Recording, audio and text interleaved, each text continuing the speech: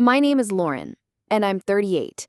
My husband, Mark, and I have always loved meeting new people, especially those who feel like family, even before they are. That's how we met Joe and his family, through an online forum for DIY enthusiasts. Over time, casual messages and shared projects turned into weekend visits, and we quickly realized that Joe's kindness wasn't just words, it was a way of life. Joe and his wife, Melanie, radiate warmth the moment you step into their home. Their three teenagers added a perfect amount of chaos, laughter bouncing off the walls, blending with the smell of fresh-baked bread or sawdust from a weekend project. I remember thinking that day how rare it was to meet people whose hearts were as open as their doors.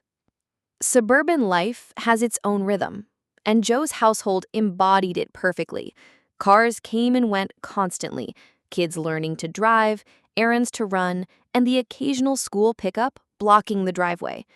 Joe's son would park on the street, perfectly legal, but just close enough to the neighbor's property to spark the first rumblings of trouble.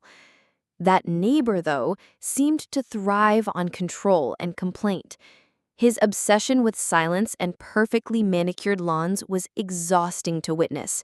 Even a footstep on the wrong patch of grass could set him off. Joe handled it all with quiet patience, his calmness almost contagious, though Mark and I could feel the tension whenever we visited. Mark and I loved spending time with Joe's family, helping with DIY projects, sharing meals, or simply sitting in the backyard as the kids chased the dog in circles. There was something comforting about the way the family operated, a harmony that made you feel safe and included. But that comfort was always tinged with the neighbor's quiet, looming disapproval. His latest obsession was Joe's son's car. Time after time, he would report it as an abandoned vehicle. The police would always arrive, check the car, and reassure him it was fine. Everyone else found it ridiculous, but the neighbor seemed to thrive on the small chaos, enjoying the small disruption as though it gave him power over others' lives. Over the years, Mark and I watched the quiet toll the neighbor's antics took on Joe. Small annoyances piled up, but Joe never lost his patience or his dignity. Even when frustration must have bubbled under the surface, he responded with grace. Mark and I would often sit with him over coffee, sharing ideas on how to bring a little humor or relief to these absurd situations. I remember one evening, after yet another police visit, Joe just shook his head and said, "Some people need control more than kindness." I wanted to defend him, to argue, to stand up for him, but his restraint taught me something valuable. Strength doesn't always roar. Sometimes it smiles quietly, even when life is unfair. Life went on despite the neighbor's relentless interference. Kids grew taller, school events filled calendars, and Joe and Melanie continued to host, laugh, and care for everyone around them. Our weekends with them became little escapes from our hectic city lives, filled with warmth, stories, and occasional eye rolls at the neighbors' absurdities. It wasn't just about avoiding conflict, it was about standing beside genuinely good people. Mark and I felt protective of the family, invested in their happiness, and secretly delighted in the small victories they managed to find in the face of petty injustice. Little did we know, Joe's patience would soon take a turn from quiet endurance to a quietly satisfying form of justice. The more time we spent with Joe's family, the more Mark and I realized how much they valued community. Whether it was helping a neighbor fix a leaky faucet or hosting a barbecue for the entire street, their generosity seemed endless. Yet the neighbors' constant complaints cast a shadow over these small joys, like a storm cloud hovering just out of reach. One Saturday, we were helping Joe's son wash his car when the neighbor appeared at his front window, shaking his fist over the abandoned vehicle. Joe just smiled politely, drying his hands on a rag. Mark and I exchanged glances, half frustrated, half amused at the sheer absurdity.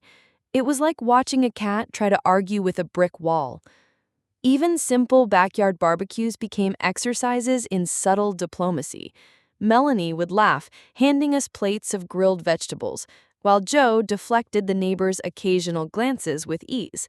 We all learned to dance around the invisible line that set him off, but it was becoming harder to ignore how much his antics affected the family. One evening, after a long day of helping Joe build a treehouse for the kids, Mark whispered to me, "I don't know how he stays so calm." I nodded. Joe's patience wasn't just remarkable, it was inspiring. Still, I could sense that beneath his calm, a quiet storm was brewing, waiting for the right moment to shift the balance. It wasn't just the car or the noise complaints anymore. The neighbor had started reporting minor infractions that barely existed. A stray branch from Joe's yard had fallen onto the street, and suddenly it was a safety hazard in the neighbor's eyes. Each petty report felt like a challenge, a test of Joe's calm demeanor, and we all wondered how long he could maintain it. Mark and I decided to start documenting the incidents. Photos, timestamps, even witness notes. It was strange to think that in a quiet suburb, we were creating our own evidence of absurdity. But supporting Joe and his family felt essential. They had given us so much joy over the years, standing with them was the least we could do. The children, unaware of the full scope of the neighbor's obsession, continued their usual antics: bike rides, soccer games in the yard, and occasional teenage drama. But even they began to notice the tension. The way their father would glance toward the neighbor's house before stepping outside. It was subtle, but it left an impression on young minds that even kindness has its limits. One evening, Melanie invited us in for tea after a particularly frustrating day. She poured steaming cups and smiled softly. "Joe just wants peace, and sometimes peace doesn't come without a little strategy." I laughed, sensing that there was a method to his calm that we hadn't yet fully understood. The next phase of the neighbor saga was quietly taking shape. Mark and I began noticing small changes in Joe, subtle at first. He was still kind, still patient, but there were glimmers of mischief in his eyes when the neighbor crossed a line. It was as if he had discovered a secret part of himself that thrived on clever, quiet retaliation. We couldn't wait to see what that would look like. It felt like the calm before a satisfying storm. That weekend, as we helped Melanie plant flowers along the front yard, Joe leaned over and whispered, "Sometimes the most effective gardening is done in someone else's yard." We laughed, but I could see the glint of a plan forming. Little did the neighbor know, the balance of power in our quiet street was about to shift, subtly, cleverly, and irrevocably. The following week, Joe started spending a little more time outside, always with a calm smile that hid a new determination. Mark and I noticed him lingering near the property line, not to confront, but to observe. It was subtle, like a chess player studying the board before making a move. We could feel that something was about to change. One afternoon, as Joe adjusted a row of flower pots, the neighbor appeared, scowling as usual. Instead of arguing, Joe simply tipped his watering can slightly, letting a small splash of water fall in the neighbor's direction. Carefully, harmlessly, but just enough to startle him. The neighbor's frown deepened, and we all stifled our laughter. It was a tiny victory, but a victory nonetheless. Mark and I continued to help with yard projects, and we noticed Joe quietly recording small annoyances in a notebook. Not complaints, plans. Strategies for keeping peace and teaching the neighbor a lesson without losing his calm. It was clever, methodical, and perfectly Joe. One evening, after dinner, Joe invited us into the garage. He showed us a detailed map of the driveway, street, and property line, marking every past incident. It was like watching a general prepare for battle. Not a battle of violence, but a war of wits. Mark and I exchanged excited glances. We were in for something special. The kids noticed the subtle change in their dad, too. He was still calm, still smiling, but he was more confident when the neighbor shouted about trivial things. There was a quiet assurance in Joe's posture, a sense that he had taken control of the situation without lifting a finger in anger. One Saturday morning, as we were helping plant new shrubs, the neighbor came over to complain that the flowers were too close to the street. Joe listened patiently, then invited him to help pick out a new row of plants. To everyone's surprise, the neighbor paused, confused, and eventually backed off. It was the first sign that Joe's quiet strategy was working. Mark and I couldn't help but admire Joe's creativity. He was turning the neighbor's obsession into a sort of game. Every time the man tried to manipulate or control, Joe responded with calm cleverness, often leaving the neighbor bewildered and frustrated. Watching it unfold was oddly satisfying. That evening, Melanie laughed as she recounted a story of the neighbor chasing his dog for stepping near the flowers. Joe simply smiled and shook his head. "It's not about retaliation," he said. "It's about teaching patience, and sometimes a little mischief." Mark and I nodded, understanding exactly what he meant. The dynamic on the street began to shift slowly. Where tension once hung thick, there was now a cautious respect, or perhaps confusion emanating from the neighbor. Joe didn't argue, he didn't complain. He simply lived his life, planting flowers, fixing fences, and smiling more broadly than ever. One afternoon, as we all sat on the back porch sipping iced tea, Joe leaned over and whispered, "It's amazing what patience and cleverness can do." We laughed, realizing how right he was. The neighbor, for all his fussing, hadn't yet realized that he was no longer in control, and that, we knew, was only the beginning. By now, Mark and I could see that Joe's strategy wasn't just about the neighbor. It was about reclaiming peace for his family. Each day, small victories accumulated, a misdirected complaint that fizzled, a minor annoyance quietly diffused, and a sense of control returning to their home. It was almost poetic to watch. One evening, while helping Melanie hang wind chimes in the backyard, Joe leaned over and whispered, "Sometimes the best revenge isn't anger, it's letting them fight themselves." We laughed quietly, knowing exactly what he meant. The neighbor's obsession with minor details was starting to work against him, and Joe's calm cleverness only highlighted the contrast. The kids, meanwhile, were having a little fun of their own. Joe's son began experimenting with subtle ways to confuse the neighbor: a garden gnome that moved overnight, a harmless note left in the mailbox, nothing cruel, just enough to leave him scratching his head. The sense of quiet rebellion was infectious, and Mark and I couldn't help but smile at their creativity. One weekend, as we planted a new row of tulips along the property line, the neighbors stormed out to complain.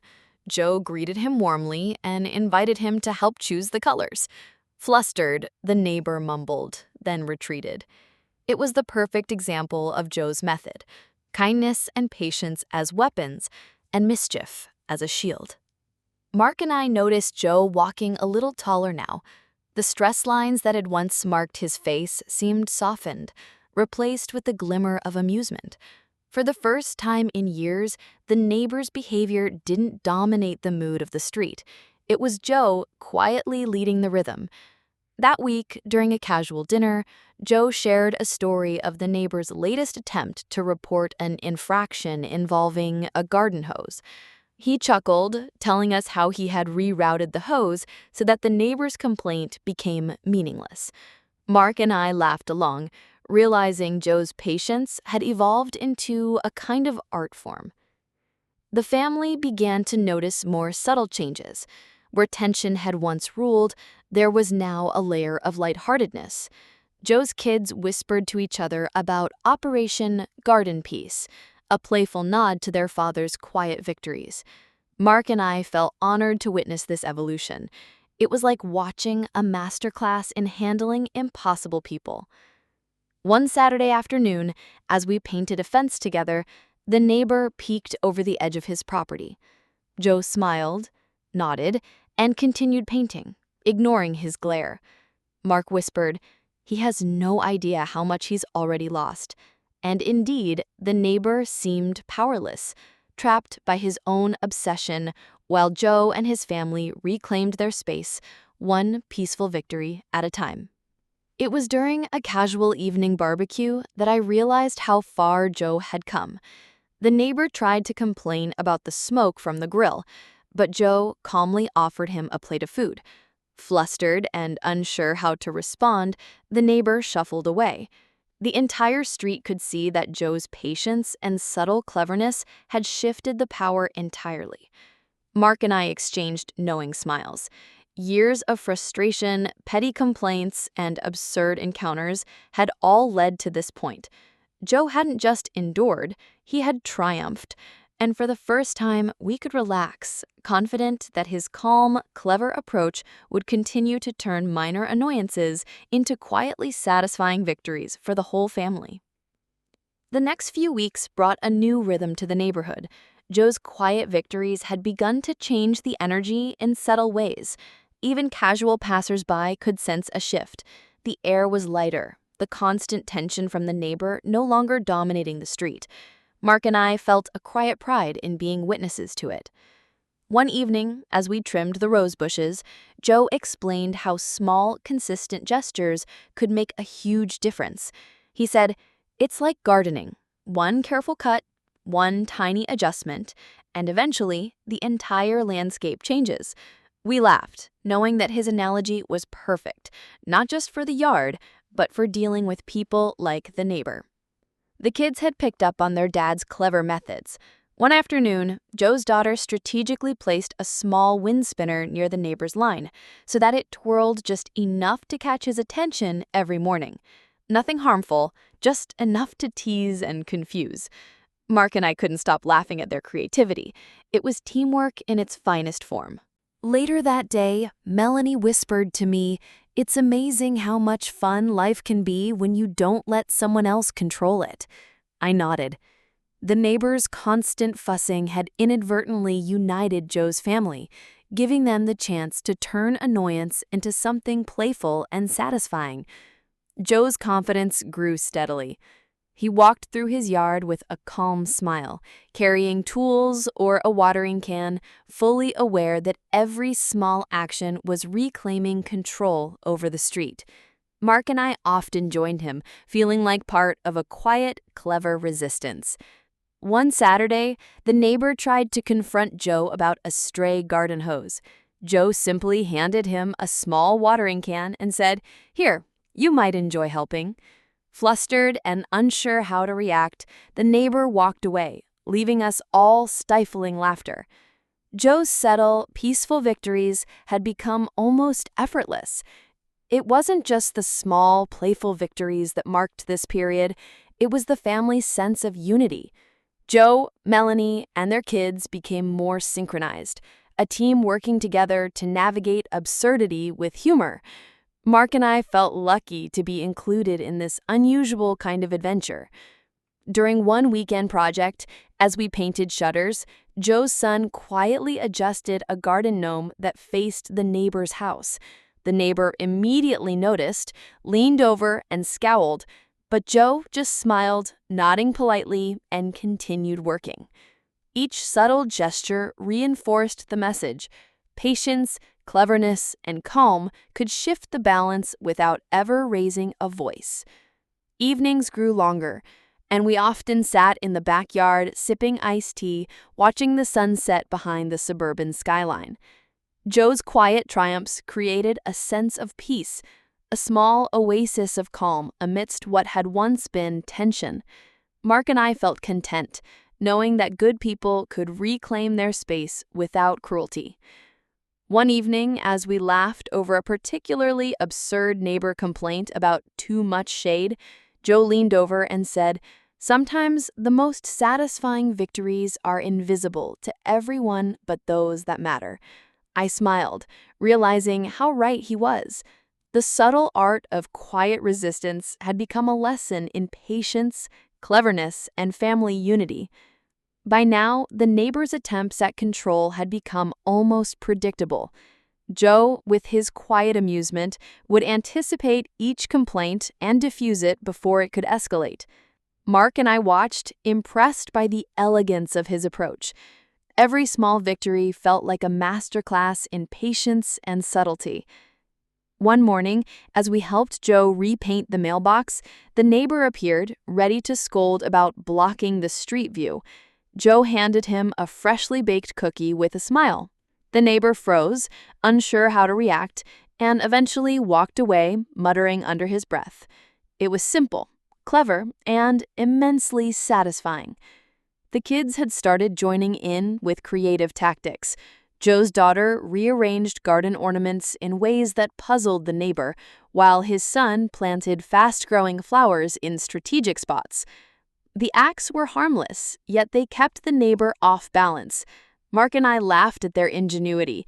It was teamwork at its most playful. That evening, Melanie and I were planting a row of tulips when she whispered, "It's amazing how much fun life becomes when you refuse to let someone else dictate your happiness." I nodded, realizing that the family had turned frustration into joy and cleverness into a way to reclaim peace in their own yard. Joe's confidence was now evident in every action. He walked the yard with purpose, a watering can in one hand and a knowing smile on his face. Even the neighbor's glaring presence seemed less threatening, almost like background noise that no longer mattered. One afternoon, the neighbor tried to complain about the kid's bicycle left on the street. Joe greeted him warmly and invited him to help move it into the garage. Flustered and unsure, the neighbor grumbled but complied, leaving us stifling laughter. Joe's patience, combined with subtle cleverness, continued to win the day. Our weekends became increasingly lively. We'd bring drinks, help with small projects, and enjoy the kids' mischievous antics, all while observing Joe's quiet strategy in action. Mark and I began to see the artistry in his approach, a balance of patience, humor, and subtle mischief that left the neighbor bewildered at every turn. One evening, as the family gathered to enjoy a barbecue, Joe recounted the neighbor's latest attempt to report a stray leaf. We all laughed, realizing that the neighbor's obsessive efforts only gave Joe more opportunities to demonstrate clever calm. It was as if the universe was rewarding patience with small, satisfying victories. It was during one particularly peaceful Sunday afternoon that I truly appreciated Joe's transformation. Where tension had once hung heavy over the street, now there was a playful, almost magical energy. Mark and I felt grateful to witness it, knowing how much good people deserved a little triumph over absurdity. As we packed up after helping Melanie plant perennials, Joe whispered, "It's amazing what you can accomplish when you stay calm and clever." I smiled, realizing he had turned the neighbor's obsession into an opportunity, proof that patience, humor, and quiet strategy could turn frustration into joy for the entire family. By now, even casual neighbors had begun to notice a change. Where tension and complaints had once ruled the street, there was a subtle sense of balance. Joe's quiet victories had shifted the energy, and Mark and I were thrilled to witness it firsthand.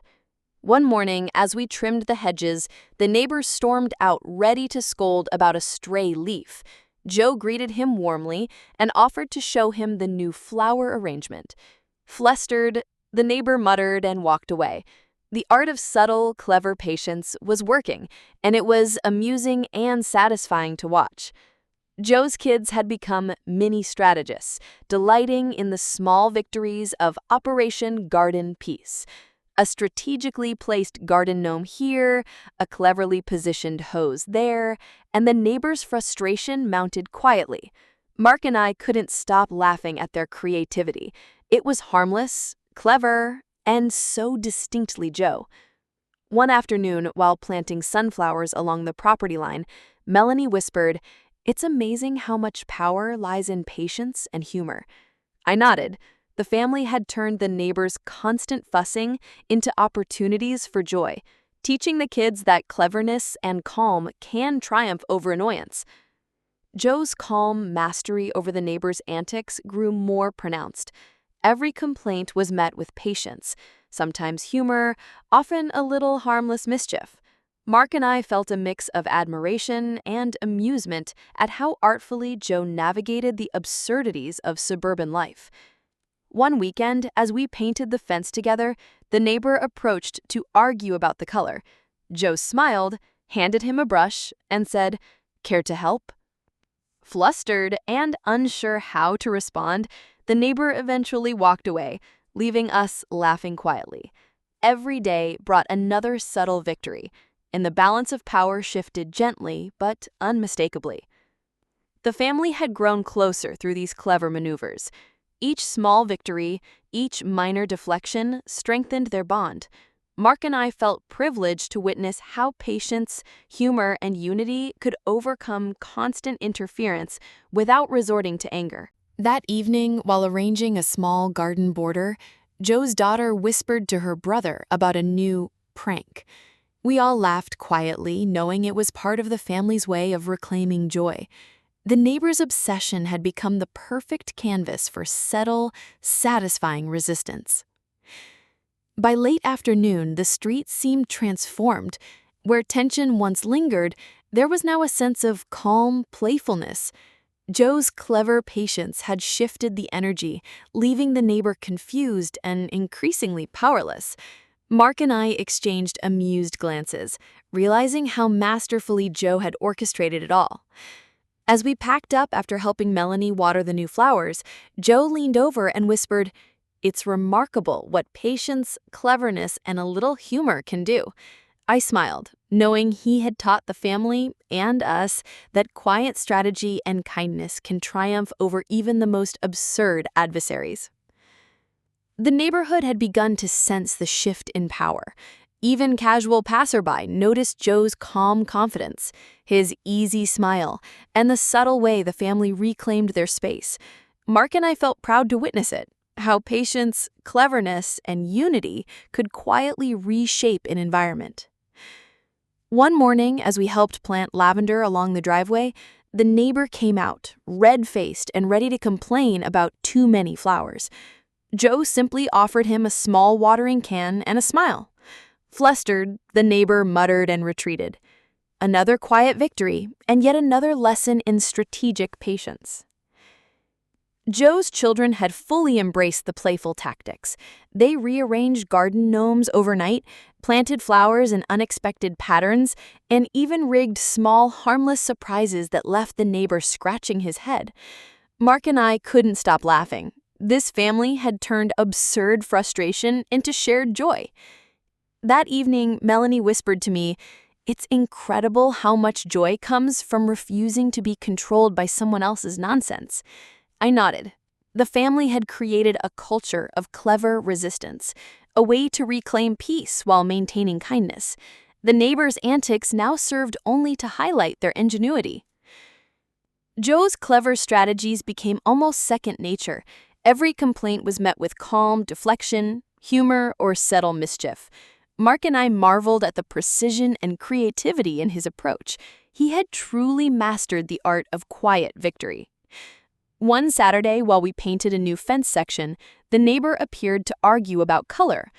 Joe offered him a brush and a choice of colors.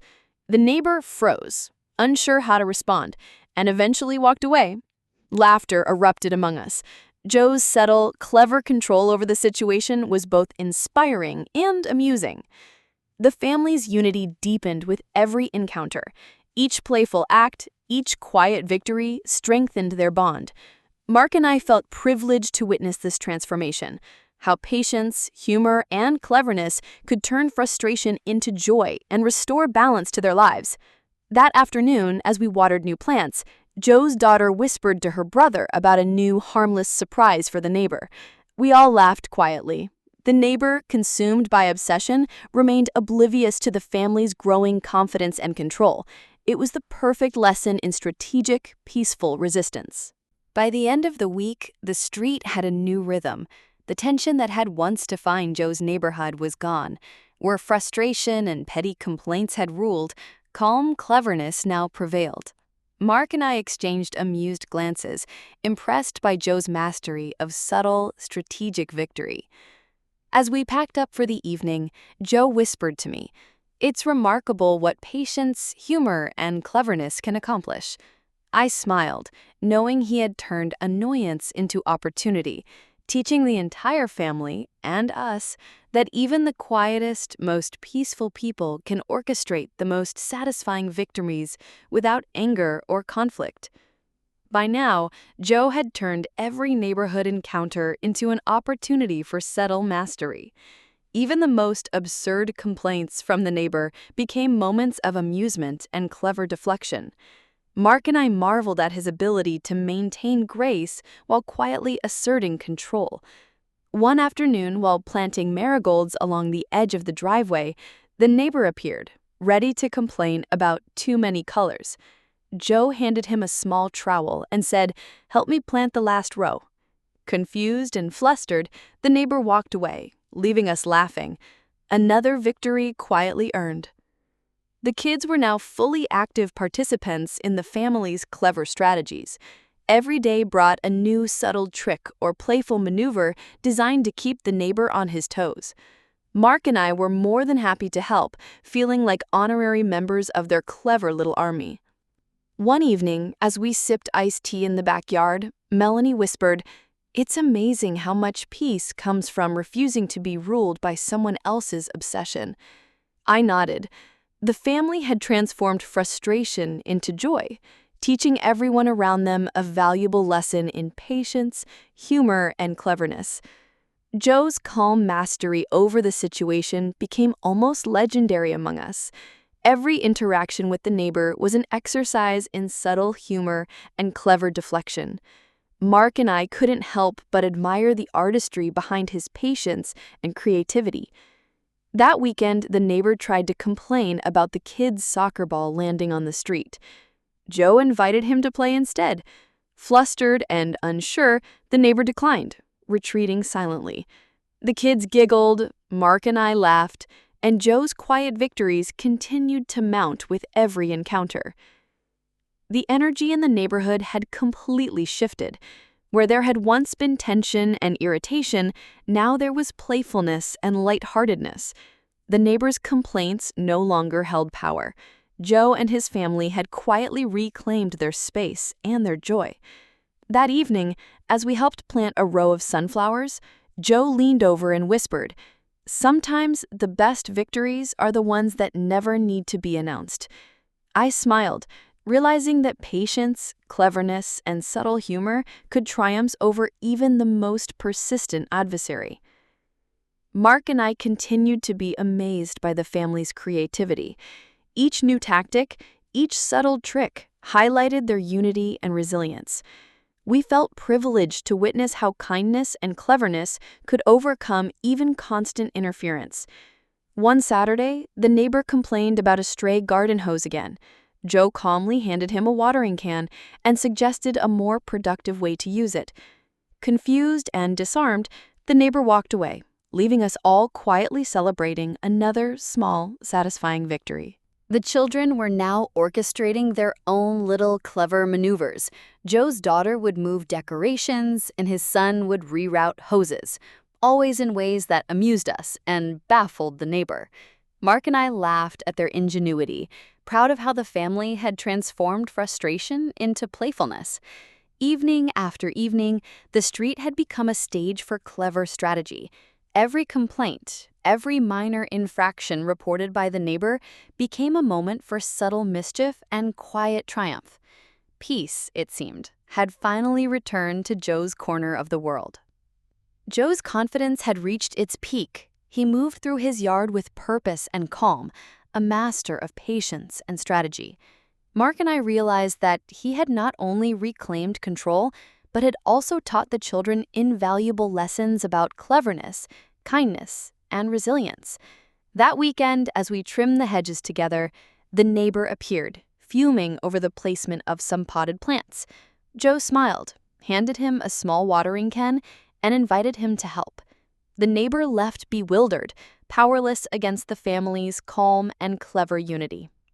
The family's unity and cleverness had transformed even ordinary activities into moments of playful strategy. Every planting, painting, or backyard chore became an opportunity to subtly shift the balance of power and reclaim peace. Mark and I felt privileged to be part of these moments. One evening, as the sun set, Joe whispered to me, "The quietest victories are often the sweetest." I nodded. Their patience and cleverness had turned the neighbors' obsession into amusement, and even we could feel the satisfaction of witnessing justice without confrontation.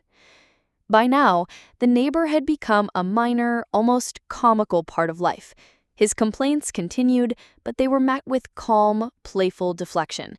Joe's patience and subtle strategies had stripped away his power, leaving the family free to enjoy their yard and their lives.